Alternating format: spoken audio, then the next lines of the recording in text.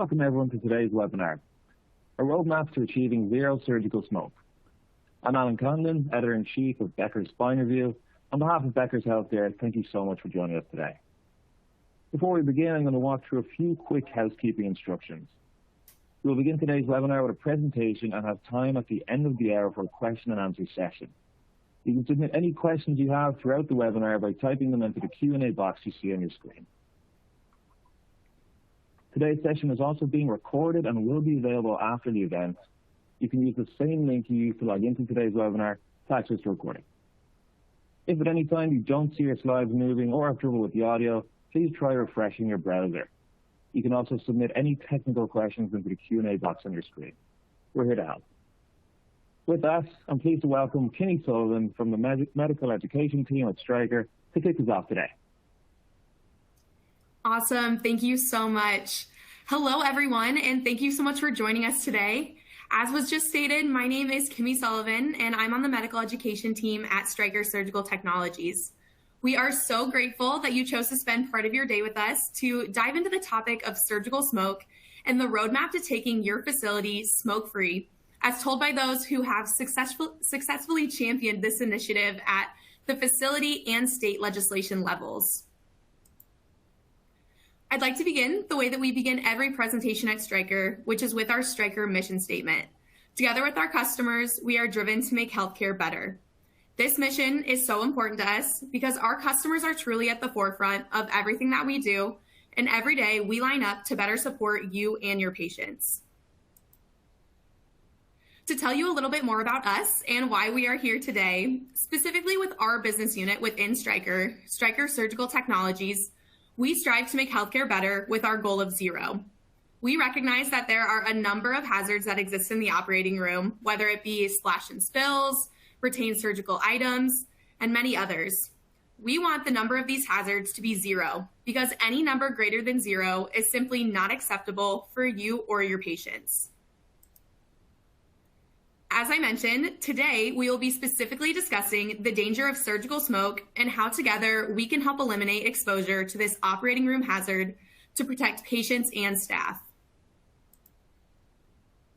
To give you a quick look at today's agenda before we dive in, we will first provide an overview of the dangers of surgical smoke to set the stage for the importance of this discussion. Then we will share updates on the smoke-free legislation that is gaining momentum across the U.S.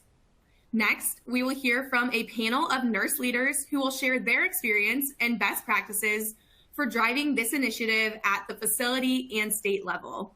And finally, we'll share an overview of the technology and resources available to you as you look to take your facility smoke-free.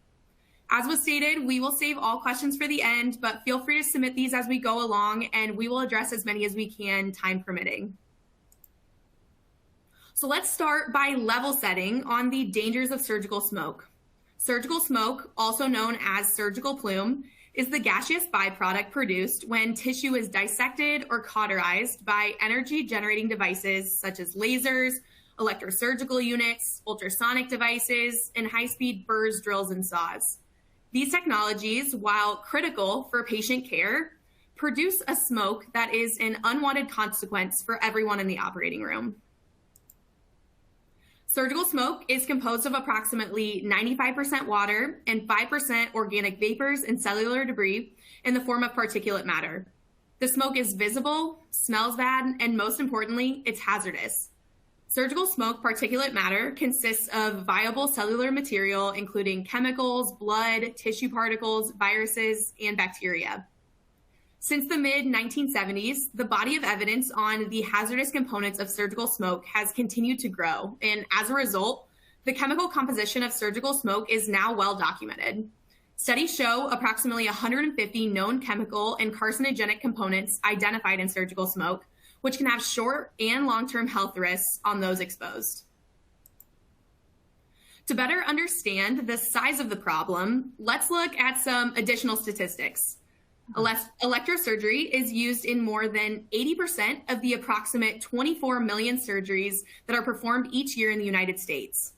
That means that over 500,000 healthcare workers are exposed to surgical smoke every year in the operating room. Studies have also shown that 86% of OR staff understand the dangers of surgical smoke, but feel evacuation efforts are hindered by others. And finally, perioperative nurses report twice as many respiratory issues as compared to the general population. Due to these dangers, regulatory bodies and agencies have taken a stance against surgical smoke. The Joint Commission requires organizations to demonstrate safe management of hazardous materials and waste, including vapors and gases from cauterizing equipment and lasers. Additionally, the Association of Perioperative Nurses, the Association of Surgical Technologists, the American College of Surgeons, and the Society of American Gastrointestinal and Endoscopic Surgeons, among other organizations, have all recommended that surgical smoke should be evacuated, most specifically citing in both open and laparoscopic procedures for the health and safety of healthcare workers and patients. Most impactful, however, are the stories from those healthcare workers directly affected themselves. We'll hear from many of those on our panel today, but first, let's hear from Dr. Anthony Headley. Dr. Headley was a practicing orthopedic surgeon in Phoenix, Arizona for over 40 years. In 2013, he was diagnosed with idiopathic pulmonary fibrosis, and after researching surgical smoke, he attributed this disease to years of breathing in the hazardous smoke plume while operating. He underwent a life-saving double lung transplant in 2014 and later passed away in 2021.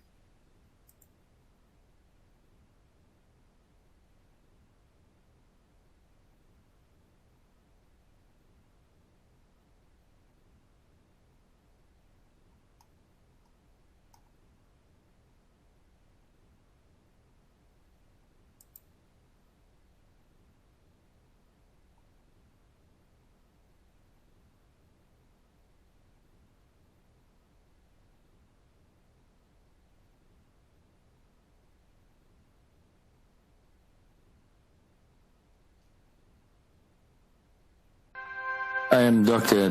Tony Headley. I am the leader of the Headley Orthopedic Institute. I was diagnosed in 2013 with idiopathic pulmonary fibrosis.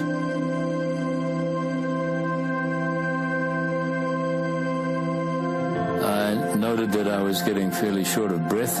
I was then put on the transplant list, and then the disease progressed fairly rapidly, and in fact, I was on oxygen 24/7, and I literally couldn't move. I was dying. I knew that. I have made a lot of bovie smoke in my day. There are some nasty things that come out of bovie smoke. And interestingly enough, the particles in the smoke can carry viruses. I looked a little deeper and found some pretty ugly things, many of which I do believe could cause pulmonary fibrosis.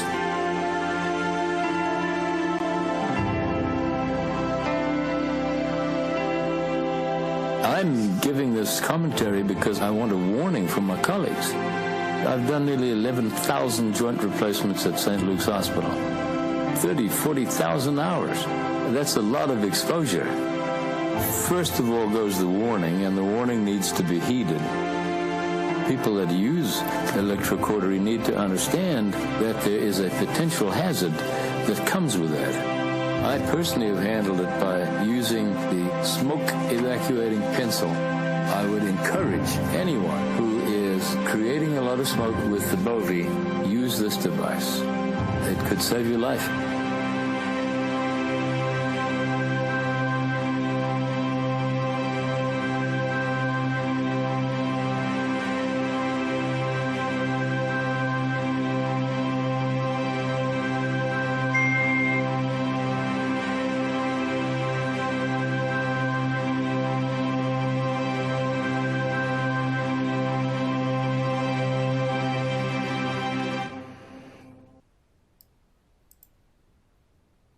A truly impactful account of the dangers of surgical smoke. Here with us today, we have an exceptional panel of experts and nurse leaders to further share their experience with surgical smoke and their efforts to champion smoke-free initiatives. First, we have Jennifer Penick, Jen is the Associate Director of Government Affairs at Aorn, where she advocates for patients, perioperative nurses, and the entire surgical team. She has a Bachelor of Arts in Political Science and Philosophy and a Master of Science in Public Services Management. Jen has more than 20 years of experience working in government affairs and lobbying in the health policy arena, lobbying on the Affordable Care Act, CDC funding, professional scope of practice, and patient access to care issues. Jen's professional career started out on Capitol Hill and brought her to Denver, Colorado, just in time to contribute to Aorn's successful surgical smoke evacuation legislation in Colorado and the ongoing efforts to enact similar legislation in states across the country. Next, we have Julian Greenhall. Julie is an expert clinical perioperative nurse with more than 40 years of operating room experience. She championed the first statewide smoke-free bill through sharing her story to legislators in Rhode Island. Thanks to the hard work of Julie and others like her, in 2018, Rhode Island became the very first state in the U.S. to ban surgical smoke in the OR. Julie currently serves as RN Emeritus at the Merriam Hospital in Providence, Rhode Island, where she assists in the training of new perioperative nurses. Next, we have Thomas Krauss. Tom has worked in surgery for over 25 years as an operating room nurse, with roles including operating room staff nurse, clinical specialty coordinator, and supervisor. Currently, he works as the network clinical nurse educator for 2 major hospitals in Phoenix, Arizona, Honor Health Thompson Peak and Sonner and Crossing Medical Center.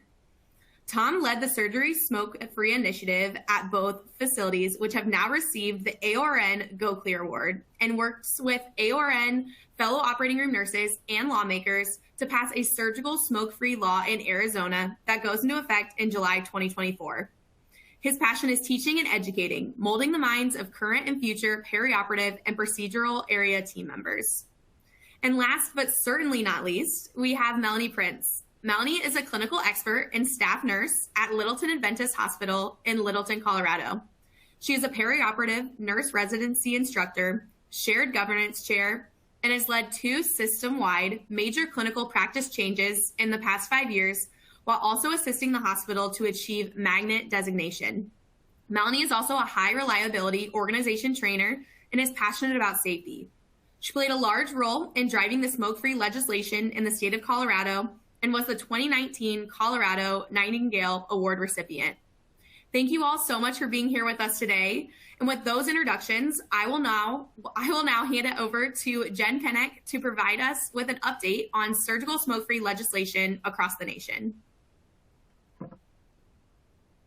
Thank you, Kimmy, and thank you for the kind introduction. It's a pleasure to join all of you today and to join with some of our strongest advocates who have helped pave the way for the success that I get to tell you about during this presentation. So as Kimmy said, my name is Jen Penick. I'm the Associate Director for Government Affairs at Aorn. I have been with the organization since 2019, and in that time, smoke evacuation legislation has really taken off and expanded across the country. So I'm going to start here with a map of surgical smoke evacuation legislation as it currently stands. In 2022, surgical smoke evacuation legislation has been under consideration in 11 states: Washington, Arizona, Utah, Missouri, Iowa, Georgia, Ohio, West Virginia, Pennsylvania, New York, and Connecticut. The bills in Utah, Missouri, Iowa, and West Virginia did not advance this year, but progress was made in the discussions with stakeholders and legislators. In Texas, we are awaiting a proposed rule from the Texas Health and Human Services Commission. A draft rule was published earlier this spring by the commission, and we provided comment and voice support for the commission's intent to require facilities to have and implement policies to evacuate surgical smoke. The surgical smoke evacuation language in this proposed rule will be just one small component of the larger rule coming out of the commission. We do expect that in the second half of this year.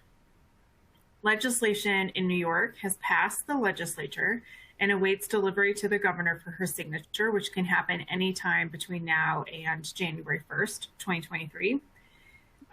Bills in the New Jersey Senate and General Assembly both received committee hearings and favorable votes in June. The New Jersey legislature reconvenes this fall, and we are hopeful the smoke evacuation bills will proceed through the legislature at that time. Additionally, legislation in Ohio and Pennsylvania still has the possibility for passing this year. To date, 9 states have enacted surgical smoke evacuation legislation, 4 of them just this year. And those states are all in the Aorn teal color on the map. In order of enactment, the states are Rhode Island, Colorado, Kentucky, Oregon, Illinois, Washington, Arizona, Georgia, and Connecticut. And again, we're very hopeful that New York and New Jersey will be signed into law this year, and that will put us over more than 20% of U.S. states which have addressed the policy. While state legislation focuses on requiring facilities to have and implement policies to evacuate surgical smoke, there are varying requirements, effective dates, and enforcement authorities. Aorn put together this resource that you see here, which is also available for download through this webinar, to outline how and when the state laws will be implemented, as well as the requirements stated in the laws. Most of the legislation enacted thus far this year does not take effect until 2024. However, because Georgia's Senate Bill 573 did not specify a start date in the legislation, the law went into effect on July 1, which was the start of the state's new fiscal year. And then the second page here is the outline of the previously enacted legislation's effective dates, requirements, and enforcement authority.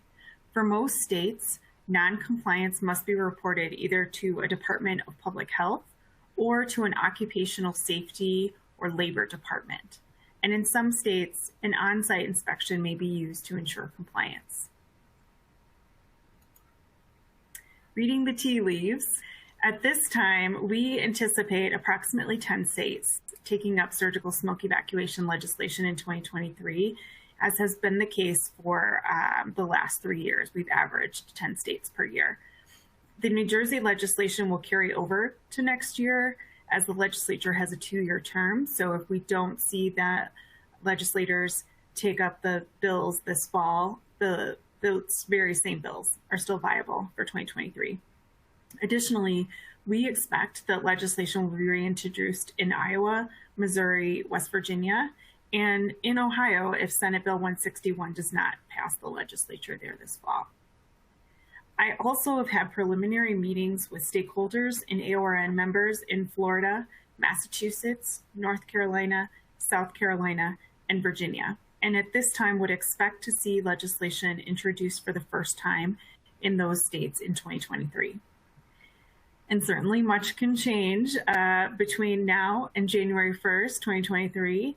Aorn will be exhibiting at the National Conference of State Legislatures Annual Legislative Summit in August, and we'll be providing a demonstration on surgical smoke evacuation to educate lawmakers about what we hope to achieve through state policymaking. And we also know that surgical team members are very passionate about this issue and continue to talk to their legislators about the need for policies across the country.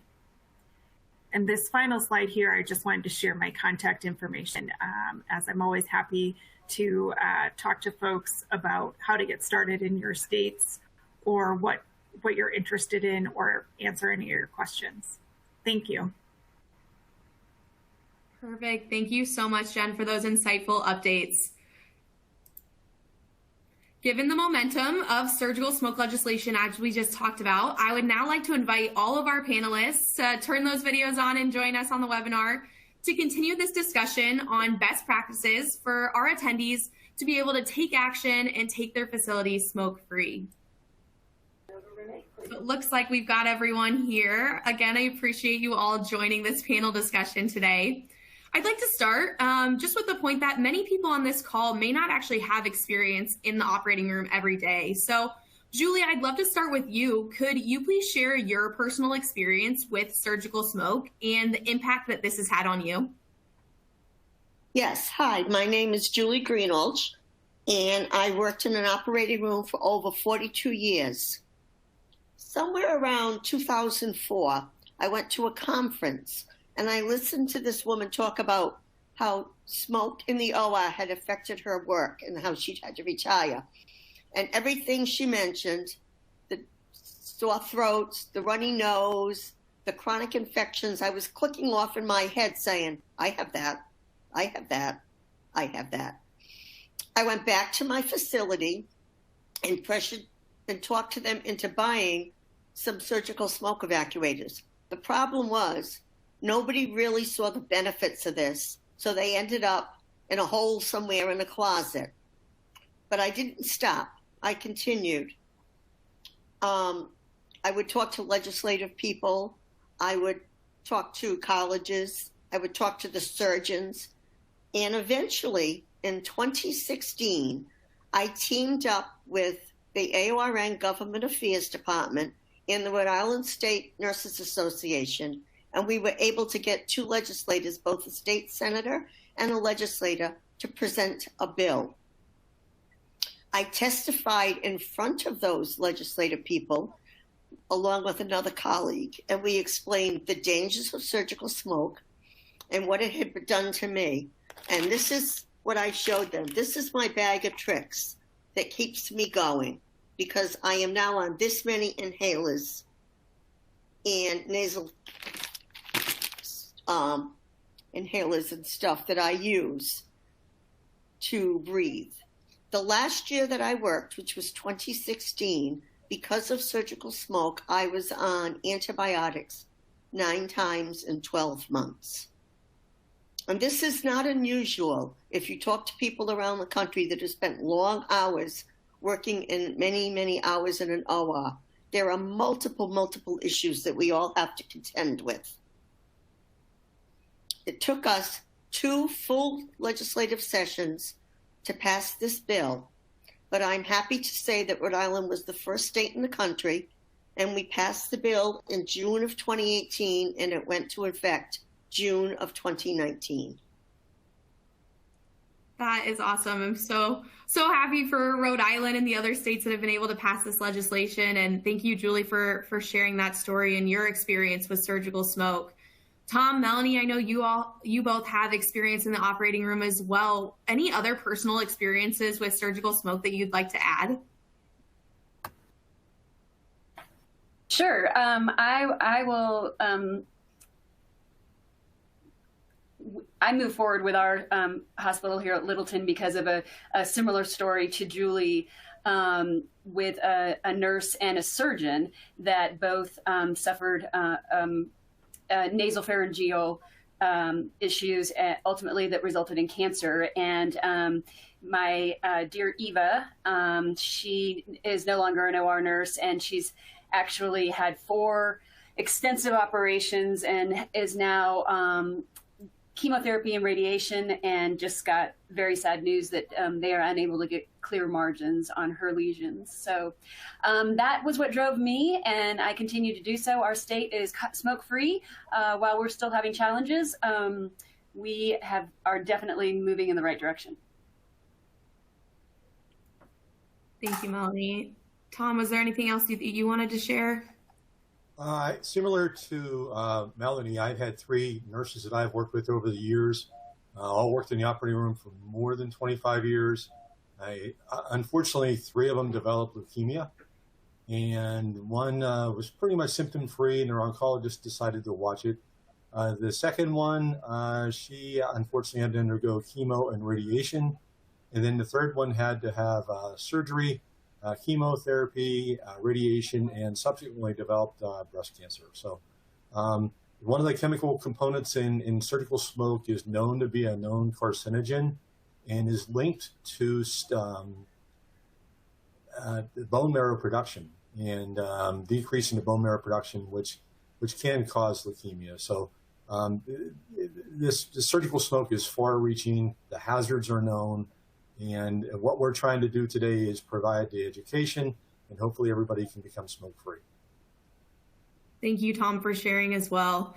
And I'm actually going to direct this next question back to you. I know you, along with everyone else on this call, are passionate about the topic of surgical smoke, and you specifically took your campus smoke-free. So during this process, I know you've told me you did a lot of research on surgical smoke to raise awareness among your colleagues. Could you share a little bit more about what you found during your research and how you use this information to get others on board to support this initiative in your facility, specifically leadership, as I know we do have a lot of hospital leadership on this call? Sure, happy to do so. One of the first things that we did was I asked our librarian to do a literature search for us. And she was able to come up with 70 peer-reviewed articles from surgeons and associations that support the hazards of surgical smoke. These articles were current within the most recent within 5 years. And we put that information together in a binder. And when we started to go with our smoke-free initiative, we took this binder to surgeons who were somewhat resistant. And we provided this information and provided one-on-one education with the surgeons with this evidence-based practice we had. Another key component with our surgical smoke initiative was perioperative leadership. And I must say that a perioperative leadership would not have been, if we didn't have their support with our surgical smoke initiative, we wouldn't have been successful. And the reason why I say that is our perioperative leadership went to the surgery committees, went to the department chairs, had this evidence-based binder with them, and was a huge proponent to make our facilities surgical smoke-free. Thank you, Tom, for sharing that. That's great information to know. As like I said, it appears from the registration list there are a lot of perioperative leaders on this call. So we've often heard that this is a top-down approach, and having that support from leadership is so beneficial. So it's really insightful to hear how that played out in your facility as well. Melanie, during your smoke evacuation rollout at your facility, were there other types of obstacles that you faced? And if so, how did you overcome these? Was cost an obstacle, compliance, anything like that? Sure. To start, of course, cost is always the first question, right? I mean, when I took the proposed project to my director, that was the very first thing she asked. So I wasn't expecting that. I was expecting more of a compassionate response, although I did get compassion. But I went back and I did a gap cost analysis with a couple of the vendors. And what I ultimately took back to her was if we remove the current bovie in the packs, we were essentially cost neutral, just depending on the product. And so with the couple of dollars that we might have been over, she clearly saw that the benefits outweighed a couple of dollars. So we took that proposal to our C-suite, and I shared my very compelling story about Eva and our surgeon friend and colleague, and then presented the gap analysis that I was able to do because of the vendors. And they absolutely wanted to move forward with it, and I had their support. And so we were able to enact a policy. So an obstacle that you're going to run into is you can have a policy, right? Those of us that work in the operating room know that there are policies, but there are also policies that just aren't enforced. And so having the C-suite involved in enforcing the policy is absolutely key. So while Colorado has gone smoke-free there, and we have policy that states that all hospitals must be smoke-free, if the policies aren't enacted by the leaders, meaning our OR director and our chief medical officers, then we're really not smoke-free. And that's the challenge that I'm at right now. I'm getting calls from different hospitals that, there's this law, but yet we're not abiding by it. So that was one. You mentioned, or I mentioned the vendors. Just to back up just a little bit, I mean, utilize your resources, right? They've got the tools. We've got tools that can, a roadmap that can do your gap analysis, do your trials. And I used that when we went smoke-free, and it was not a difficult project. And the evidence is there that it's overwhelming that we need to remove the smoke out of the operating room. I mean, I do not have surgeons argue with me about that anymore. the process, right? If this is difficult to get old bovies out, new bovies in, trials, this, that, and the other, utilize the resources that you have. And those were my vendor support played a key role in implementing the change in our culture. Perfect. Thank you, Melanie. That was very, very insightful. Julie, I'd love to direct this next one back to you. I know all of you, Melanie, Tom, and Julie, have all championed this initiative, not just at your facility, but at the state legislation as well. Julie, you told us about how you led the charge in Rhode Island, the first state to pass smoke evacuation legislation. Could you share a little bit more information on how you championed this initiative? I know we're saving questions to the end, but I did see a question come through that's asking, for some people from states where legislation isn't in place yet, where can people start driving this legislation? Are there any best practices that you can share? Yes, I started actually with my local district. And what I did was I wrote 3 or 4 letters every couple of weeks to various legislative and state senators explaining who I was and what I wanted to do. And it's good to find someone who has some medical background that may appreciate what you're trying to say. Once you get that, you know, and for Rhode Island, it's very easy because we're such a small state. I went and I sat at legislative sessions to listen to kind of like the lay of the land, who they listen to and why they listen to one versus the other. And one of the things I found is you need to have no more than 2 or 3 people speak on the topic you want them to speak on, and you need to be concise and not repeat. So what we did, we were able to get a professional from Aorn to come, and they spoke on the laws and how the laws needed to be written. We had someone speak about how to use the machinery and how inexpensive, again, it is.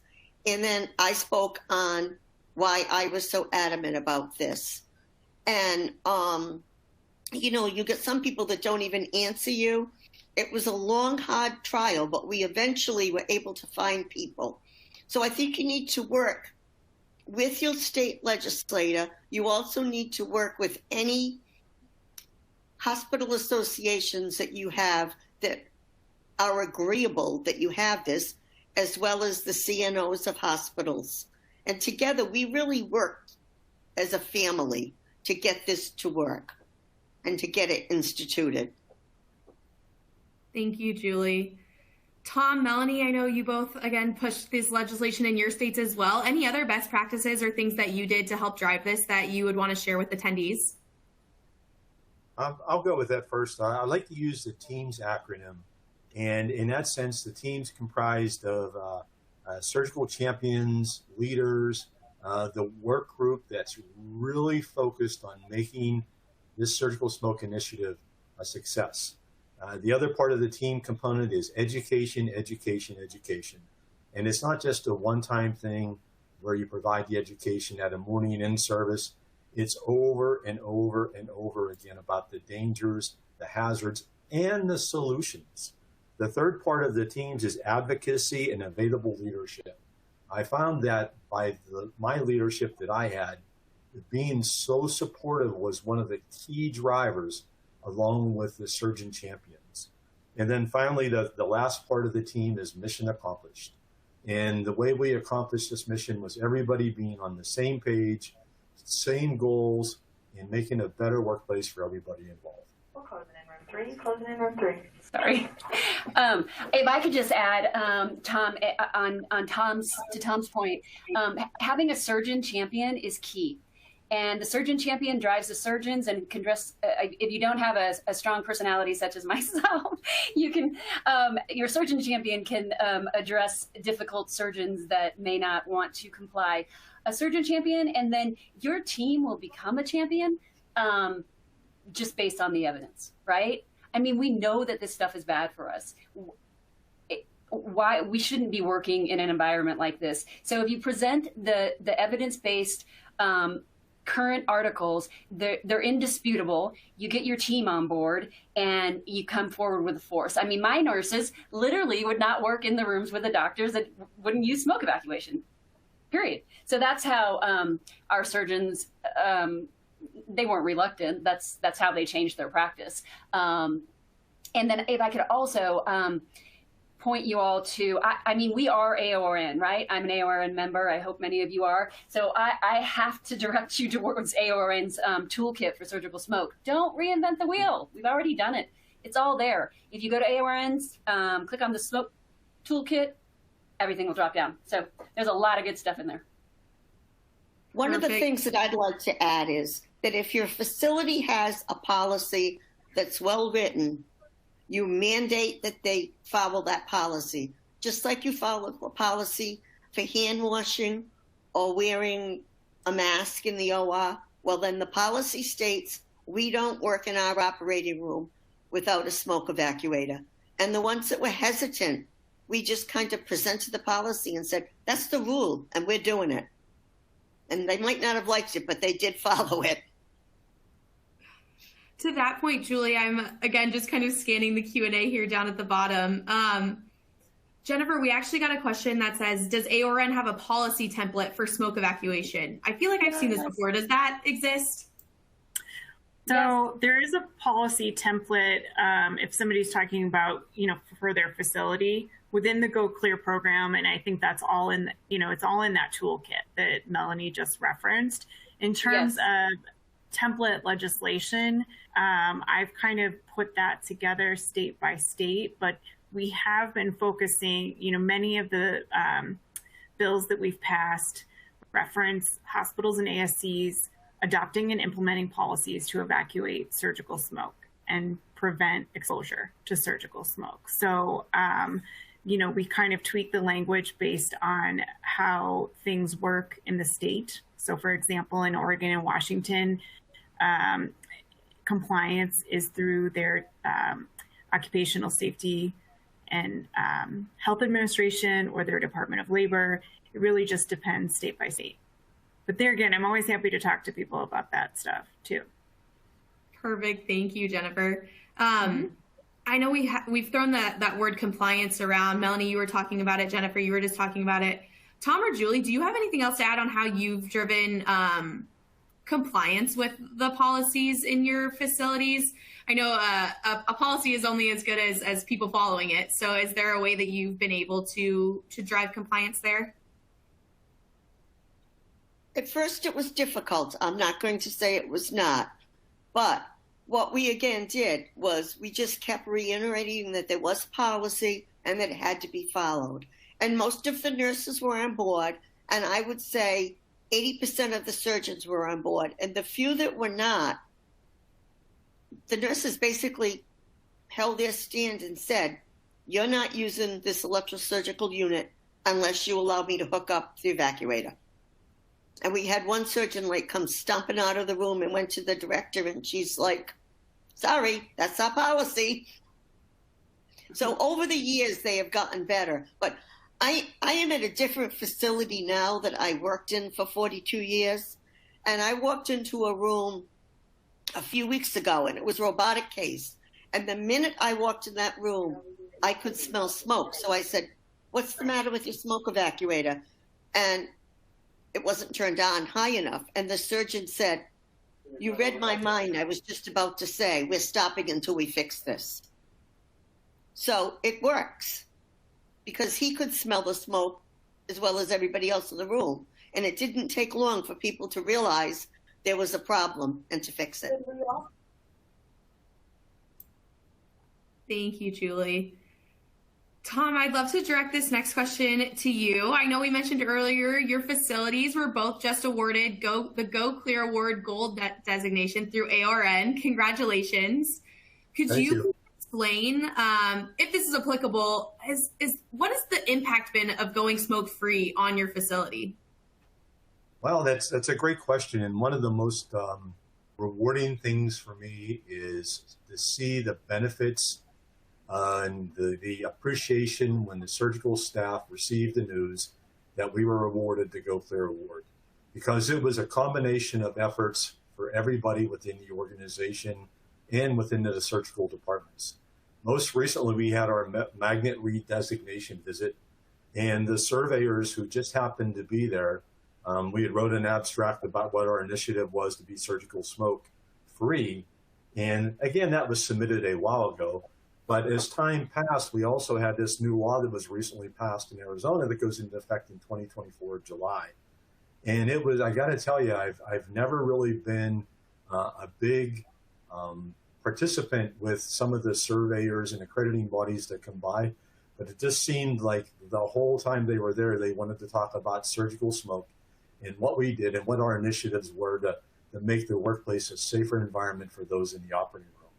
And for me, that it came full circle because we were finally getting not only some recognition for what we have accomplished, but also that we know that the fruits of our labor were not in vain. And that was probably one of the most important things and rewarding things that I found throughout this whole journey. And if I can add one more thing that was a success to making our facility surgical smoke free, is we never gave up. Like Julie mentioned, we met resistance along the way, but we never gave up. And I'm going to say it took us probably between a year to 2 years to become fully smoke free. And it's a process of education, evaluation, education, and re-evaluating where we were with our compliance. So it wasn't just, okay, we're going to do this and we're going to be done with it. Periodically, you have to reevaluate where you are with your compliance in order to find out whether your implementation with surgical smoke is truly effective. Thank you, Tom. Melanie or You're Julie, welcome. any other impact stories that going smoke-free has had on your facility? Yeah, if I would love to tout on the magnet. If you are on a magnet journey, they are definitely looking for surgical smoke. If you are a high reliability organization, you should absolutely be evacuating surgical smoke. And so, I mean, just magnet alone, when we got our magnet designation a couple years ago, they saved the yes, we were a magnet for the very, the surgical smoke was the big, that project was the big major highlight of our designation. So it was very rewarding, and you know, I definitely could not have been successful without my incredible director and the chief medical officer holding our team accountable. You know, the nurses are on board and they see the health effects. We're the ones in the operating room 40 hours a week and then plus call, right? These surgeons are there 1 or 2 days a week, maybe. And so there's different avenues and different talking points that you can point out to your surgeon colleagues that they actually are like, And so like Julie and Tom, we definitely had resistance, but not when you provide them the evidence. And now I actually have surgeons asking me for different products. Isn't there something else? They want the smoke out of their operating room. That's wonderful. Thank you for sharing, Melanie. I actually want to direct the next question to you. So we've talked about how 9 states have gone smoke-free and the momentum is growing. But when we think about that number, that means the majority of states still don't have laws in place. So what would be your recommendation to attendees in these states regarding taking proactive action versus reactive and waiting for legislation to come? Right, that's a great question. And while I had a great time working with Jen on this project and getting the law passed here in Colorado, you know, just like Julie said, it is a lot of work. It is a lot. And I just don't feel like it's necessary. So while I testified on the Senate floor, I literally had 2 senators pause me and say, Melanie, why in the world do you need to pass a law to have surgeons use a smoke evacuator? And I don't know. I don't feel like we should. So from my standpoint, I feel like you should go the policy route first, utilizing a toolkit, utilizing your vendor, pass the policy, ensure that the directors and your chief medical officers and your C-suite is supporting that policy and implementing that policy. If that doesn't work, then perhaps you go the legislative route. But really, I mean, the legislative route is getting a law passed to put a policy in place. So you're doing the same thing, right? I mean, as long as you can get the policy in place and as mentioned, the body of evidence is overwhelming. There is not a reason why policy shouldn't be in place to remove surgical smoke from the operating room and protect your nurses. I mean, just the nurse retention piece of this. When I teach the residency program, these nurses are looking for smoke-free facilities. I was asked by 9 nurses 3 years ago, well, which one of the hospitals are smoke-free? Because they get to choose which hospitals they're going to go to. So it matters, and they're paying attention. Because these, like my residency program, they get a free year membership to Aorn, and it's all over in those journals and what they're learning in school. I teach a module on it. And so nurses, up-and-coming nurses, are looking for it and expecting it. And so if you're looking to hire and retention, being a smoke-free facility is definitely a positive. Thank you, Melanie. Very, very insightful. And yes, just love the thought of taking that proactive action to protect nurses, protect staff, protect patients sooner rather than later, and waiting for that legislation. Why not? Why not us? Why not just do it now? For our last panel question, Jennifer, just would love to bring it back to you. I know we've talked a lot about different resources and best practices here on this call today. But for those passionate about taking their facilities and their state smoke-free, are there any other recommendations or resources available through Aorn or through other avenues that you would recommend to attendees? Sure. Thanks, Kimmy. Just to add to what Melanie was saying in terms of taking your facility smoke-free, what we have found is that those folks are often the strongest advocates at the legislature as well. So once they've begun working in a facility where they're no longer exposed to surgical smoke, they're passionate about bringing that to their fellow nurses, to their fellow surgical team members in other facilities. And they want every facility in the state to rise to their level, right? And invest in the health and safety of their workforce. We know from our own surveys, from Go Clear surveys, that folks are using their Go Clear status or their smoke-free status as recruitment tools. We know there's a nursing shortage and going to be a greater shortage.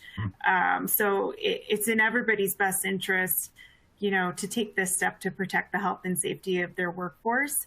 In terms of starting with legislation, you really do need to start with raising awareness and even just talking to your surgical team members, getting everybody on board with the concept, finding out who has those stories, like Julie's story with her exposure and her health problems, and Dr. Headley's story, or who's a good surgeon champion who can speak to this issue as well. And, working with other state associations like the State Nurses Association, the surgical technologists in the state, if the anesthesiologists are interested as well. And of course, we have a number of resources. We have a whole government affairs page dedicated to surgical smoke. So an advocacy checklist, FAQs, a number of resources there to get folks started. Wonderful. Well, thank you all so much for such a great discussion and being able to share all of these recommendations and tools with attendees, as we've discussed, to take their facilities and their state smoke-free.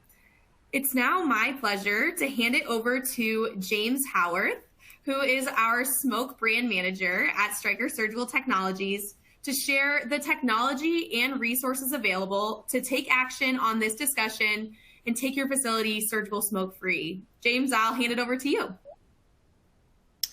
Thanks so much, Kimmy, and good afternoon, everybody. And as Kimmy said at the beginning there, thank you so much for taking your time this afternoon to spend an hour with us and learn a little bit about the dangers of surgical smoke and how we can help you in taking your facilities smoke-free.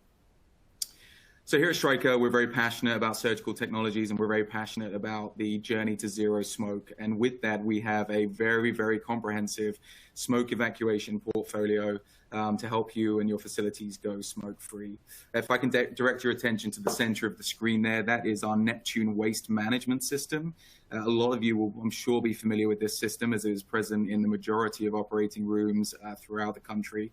What some of you may not know is it does have ULPA filtration attached to it. ULPA filtration is ultra-low particulate air filtration.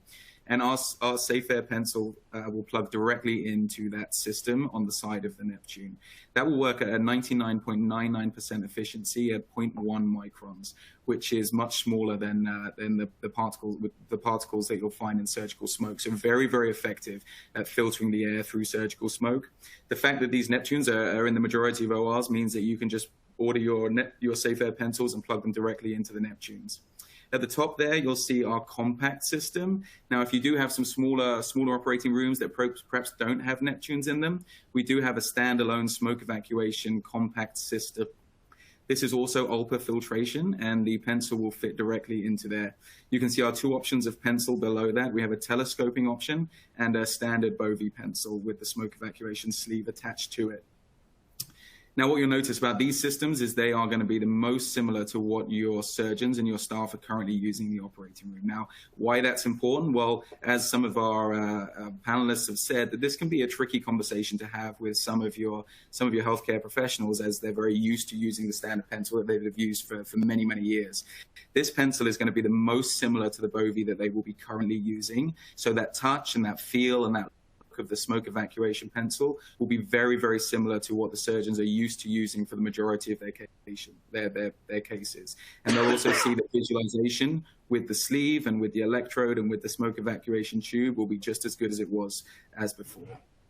At the bottom there, you can see we have a plethora of electrodes for all sorts of different surgeries and different service lines, that you can be sure that as you take your facility smoke-free, and you do that with Stryker, that we will have the options that you need for all of your service lines and all of your surgeons' needs. Now, I would like to show you a quick demo video to show you how quickly surgical smoke can travel throughout the OR when using a regular cautery pencil.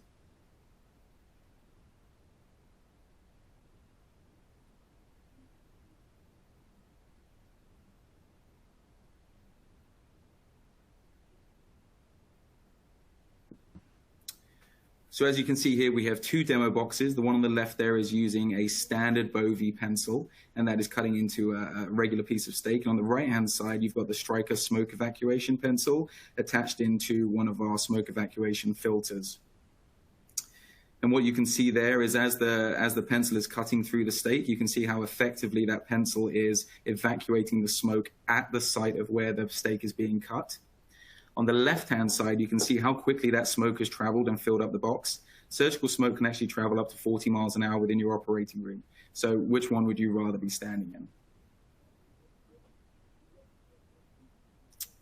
So again, looking at our further comprehensive smoke portfolio, we do have other options, understanding that there are those surgeries where you'll be needing advanced energy or perhaps some sort of instrumentation like retractors. We do have illuminated retractors, and we have advanced energy with our photon blade. What we've done as well is we've also integrated smoke evacuation into these products, knowing that Bovies aren't used in all cases. So cases where a regular Bovie may be being used, but also with some retractors, or where advanced energy might be needed, for example, in the EP lab, we do have those products and have integrated smoke evacuation into them. So as you're moving towards taking your facility smoke-free, you can be sure that when you work with Stryker, we do have all the options for all your service lines and all your surgeons that will be utilizing different products other than Bovies, as well as being able to evacuate smoke in those specific cases. So as mentioned at the beginning, that's for your open cases. There is also recommendations for your laparoscopic procedures. This is our insufflator. This is sold by our endoscopy division, and this will be for all laparoscopic procedures to be able to evacuate smoke in those procedures, as you do get smoke plumes in laparoscopic surgeries as well.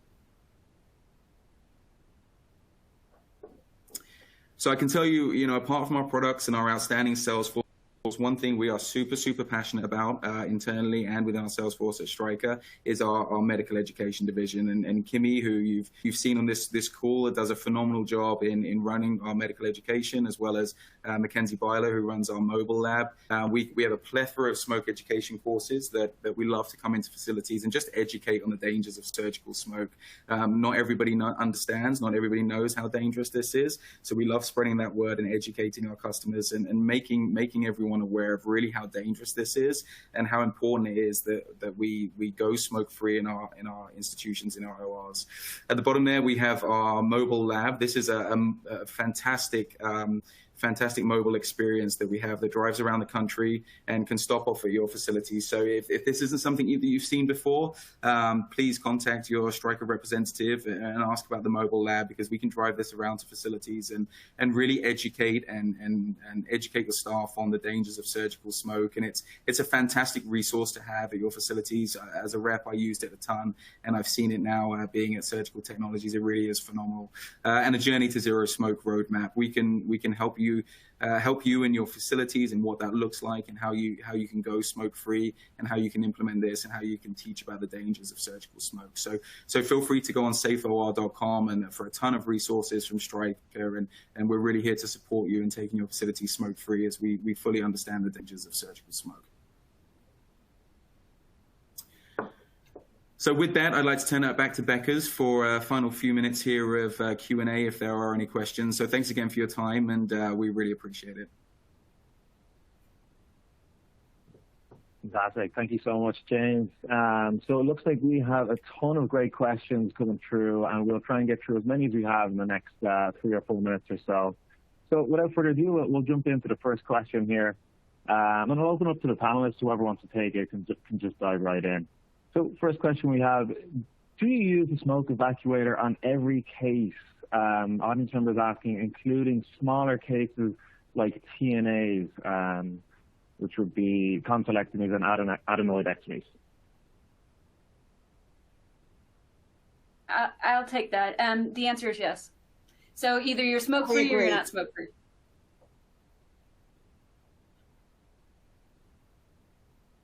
What if that TNA had HPV and you didn't know it?